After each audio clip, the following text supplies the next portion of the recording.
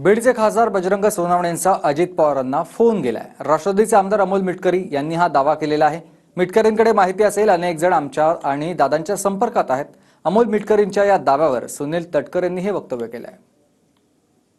ट्विटच्या माध्यमातून मला एक गोष्ट महाराष्ट्राच्या समोर आणायची आहे की तळागाळातले शोषिताचे, वंचिताचे, शेतकऱ्याचे, कष्टकऱ्याचे, ऊसतोड कामगाराचे हे जे काही महत्त्वाचे प्रश्न आहेत हे सोडवण्याला महाराष्ट्रात एकच नेता सक्षम आहे। हे प्रत्येकाची भावना आहे। त्या नेत्याचं नाव आहे अजितदादा।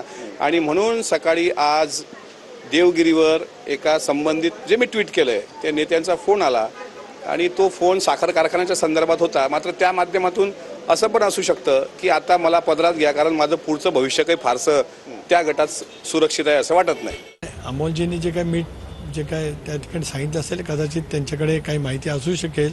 मी दिवसभरामध्ये पक्षाच्या बैठकीमध्ये त्या ठिकाणी पूर्ण वेळ आज मी बिझी होतो। या संदर्भातली सुद्धा माहिती त्या ठिकाणी घेईन। पण एक नक्की आहे की आज अनेक जण अजितदादांच्या आणि आमच्या संपर्कात आहेत।